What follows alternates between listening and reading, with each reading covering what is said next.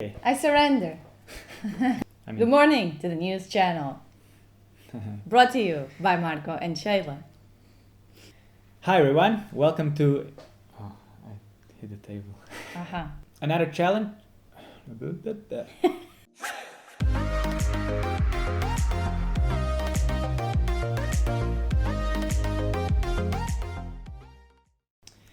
Hi everyone, welcome to another video. In this video we're going to talk about our expectations and reality of moving to London. So we had some thoughts about before moving to London how it's going to be, and some of the things we were completely wrong. So we wanted to share some of these interesting things with you. The first one, cliche, the weather. I mean, I don't know how many times we've heard, oh, you're moving to the UK, oh, the weather. And especially from the British people, because before we were in Poland, and they're like, oh, I'm a British person and I like the weather in Krakow. Do you really want to go to the UK? So expectation was, pretty gray all the time, lots of clouds, rainy, for sure. All the time rain? All the time. There's not really a summer. It's kind of like always the same season all year round. Well, that was the expectation. Reality, actually, not really. I mean, I'm really surprised with how many times we've been out in shorts and short sleeves. There's been a heat wave also, and I don't think it's only this year. Yeah, I think we were lucky this year that the heat wave was about 2 months. We had only a couple of days of rain. Yeah, it does change quite often. Like yesterday was a beautiful sunny hot day, and today is a bit more grayish. And I think there was a light rain in the morning. But overall, yeah, pretty pleased with how it turned out. Yeah, absolutely. Another thing what we expected before coming here is that, when you think of London, you think of big high buildings, you think about the rush, you think about the skyscrapers and all of these tourists, stuff. People. A lot of tourists, a lot of congestion in the traffic, etc. Congestion is real. But other things is, depending on where you live, our expectations is going to be very busy and fast life. But actually, a lot of neighborhoods, apart from City of London, which is like a dead center, is very, very calm, I would say. And the area we live is not far away from the center. But our neighborhood is very quiet. We are a little bit further away from the main road, so that helps. But definitely we haven't expected to be feeling that we are in the outskirts of London. We are in some small town. We don't have a feeling that we are living in a busy London, and I think that we have everything around accessible to us.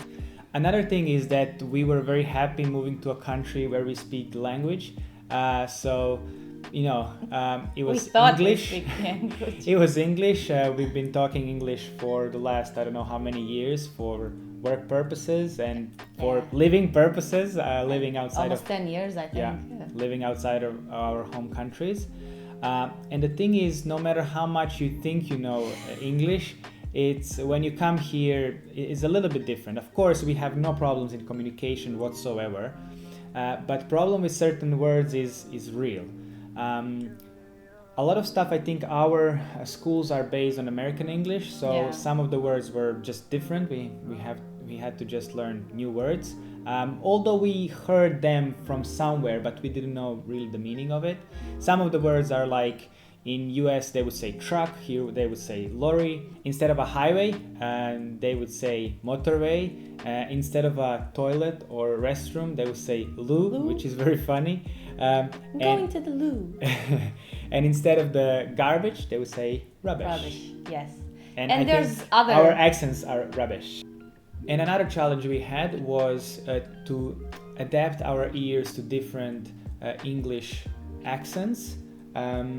Different parts of UK have very different accents, so we had to just kind of get used to it. And also what is even a bigger problem, at least for me, was the amount of expressions British people have. So there's a lot of slang words, and not words, but expressions which have a really good descriptive meaning. But if you don't know what is the meaning, you would be just like super confused. But these are all minor things we had to adapt to. We absolutely have no problems in communication whatsoever. It's just these things which we have to adapt to. I think no matter what language we would learn, these things exist. Another expectation that we had was, we're moving to the UK, we're going to be surrounded by English people, by Brits all the time. Actually not true, and keep in mind this is specific to London. It is so multicultural. It's ridiculous. I literally feel like I can't position it that we are in one single country, because London is like a country on its own that is all about diversity and different cultures. So even though we have these things with the expressions and the different words, everybody is struggling with the same. And it's an awesome thing also when you are new to a country that you can straight away connect with people because they're also foreigners, right? So pretty cool environment. The final expectation we would like to share with you is that we thought we're going to be out exploring. I mean, London is a massive city. There's a lot we want to know and people that we want to meet. Now, that's awesome when we do it. It's just a little bit more challenging when you live, for example, on the east side of the city and you want to meet or visit something in the west side of the city. Or someone, yes.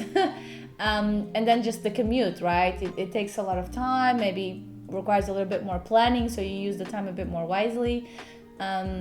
So that takes some time, but actually it worked for us in a way that we ended up exploring a lot more our neighborhood or the areas that are a bit closer to us. And we also take advantage of being in groups like Marco does jiu-jitsu, I go to the gym, so we meet people in those situations. Plus, because we have the motorbike, if you don't know it yet, you're not seeing enough of our videos. We also have these gatherings, right? So that's pretty exciting. So it's something that we've enjoyed and we've ended up exploring a lot. And the honorable mention is Big Ben. We wanted to see it desperately, but failing to do so already for a year or 2 years even, because previously we were here visiting London, and it's under construction. So it's kind of surrounded by scaffolding. You cannot really see it. Alright guys, this was our video on our expectations versus reality about living in London. If you are also curious about searching an apartment in London, we have a video and it's the last one that we've done, so you can check that out. And let us know if you have any questions about other expectations that you might have about the life in London. If you like this video, give us a like. And subscribe. And we'll see you in the next one. Thanks! Ciao!